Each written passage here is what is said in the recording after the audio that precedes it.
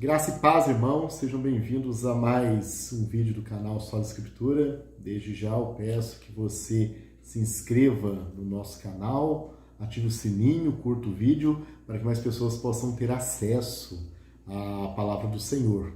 Hoje nós vamos estar dando a definição de algumas expressões bíblicas para que você venha a fazer uma melhor exegese dos textos. E as expressões hoje que nós vamos falar são inferno, Sheol, Hades, Gena e Tártaro. Quando nós falamos a palavra inferno, nos vem na mente o conceito do lugar onde os ímpios vão estar por toda a eternidade. E, de fato, muitas Bíblias traduzem este termo no Novo Testamento e também no Velho Testamento. Nós vemos este exemplo na Almeida Revista e Corrigida. No entanto, a palavra inferno não é a melhor opção de tradução, porque a palavra inferno ela não é um termo hebraico nem grego, línguas às quais a Bíblia foram escritas, mas este termo é um termo em latim. São Jerônimo, quando fez a tradução da Vulgata, se utilizou deste termo. Conforme diz este livro, Inferno, um esclarecimento para o povo, é um livro católico cuja finalidade é rebater as doutrinas das testemunhas de Jeová. Na página 16, este livro aqui é de 1993. Está escrito em latim, infernus, significa literalmente debaixo, inferior. Em grego, katóteros. Aí ele cita Efésios 4, versículo 9.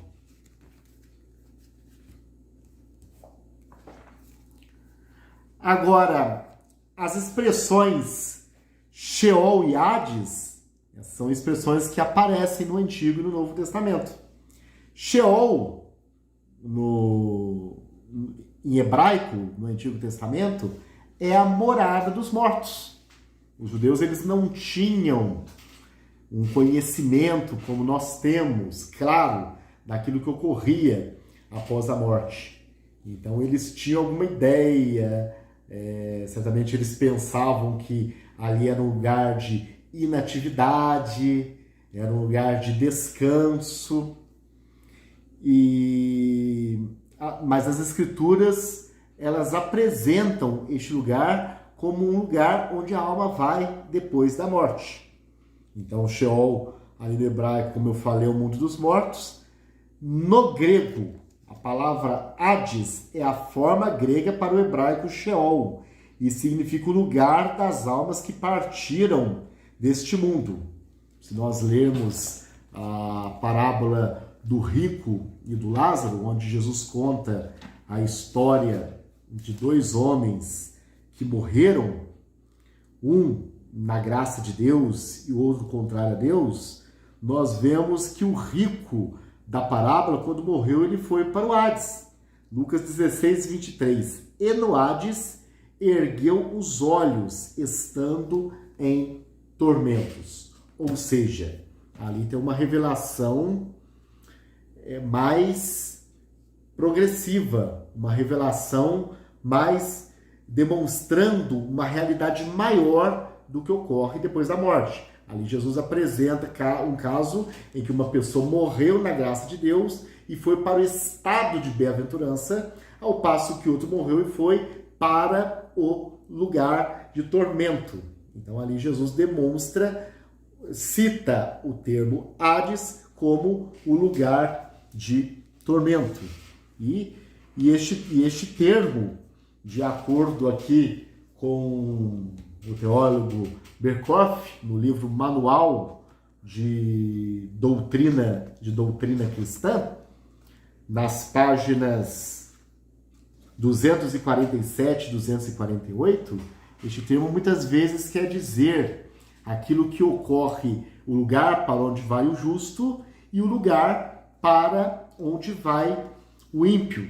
Berkhoff dá uma explicação detalhada do que ele entende por estes termos.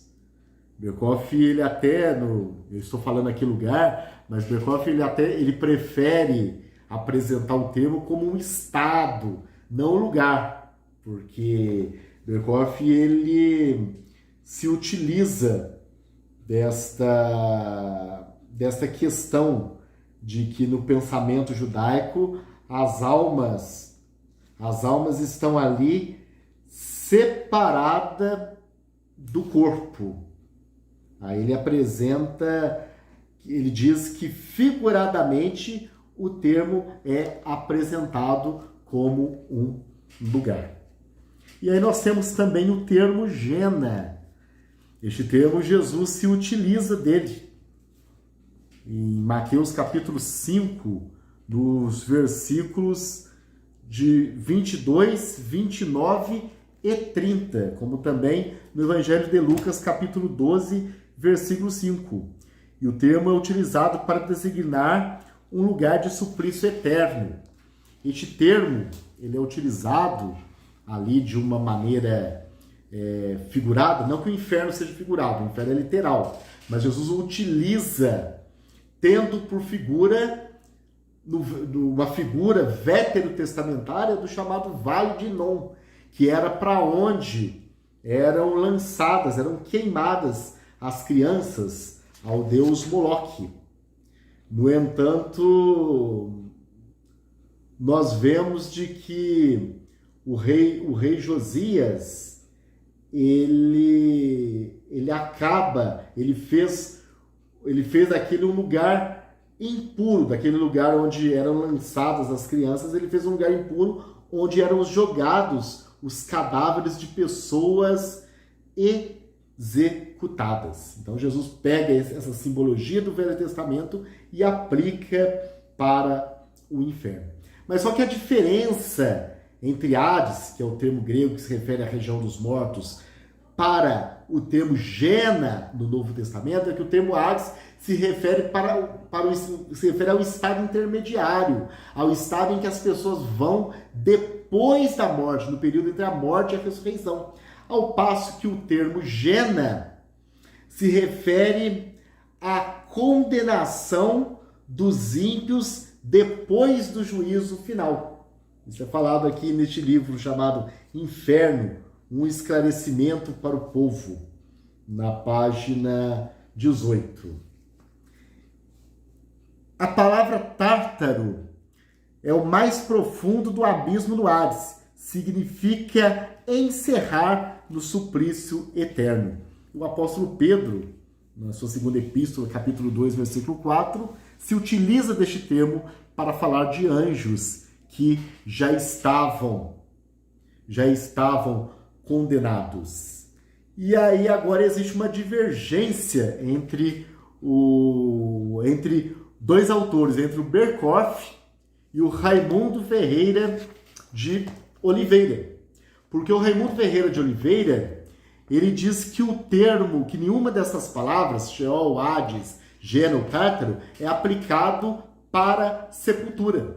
Mas que a palavra sepultura, que em Gênesis capítulo 50, versículo 5, é Keber, é apresentado somente por essa expressão no Velho Testamento Keber e no Novo Testamento Minei Meion. Mas nunca sepultura quer dizer estes termos que nós estamos trabalhando. Já o Berkhoff, ele é de uma outra ideia. O Berkhoff, ele fica meio confuso. Qual ocasião utilizar esses termos Hades e Sheol nas Escrituras? Mas ele diz que algumas vezes este termo é usado para se referir à morte e outras vezes este termo é usado para se referir à sepultura. Eu sou aqui da ideia do Berkhoff. Eu entendo de que muitas vezes o termo é utilizado sim para se referir à sepultura ou mesmo à morte. Por isso que para fazer exegese é necessário que nós venhamos não somente a apresentar a tradução da palavra, mas também, uma vez a palavra traduzida, nós venhamos a entender o contexto imediato, o contexto anterior e o contexto posterior. Aproveito a oportunidade para fazer a propaganda do canal da minha amiga Andressa, Abstração Nerd, onde a mesma dá dicas de filmes, séries, demonstra a história de desenhos animados e tem muita coisa interessante. Que Deus abençoe a todos. Só a Escritura.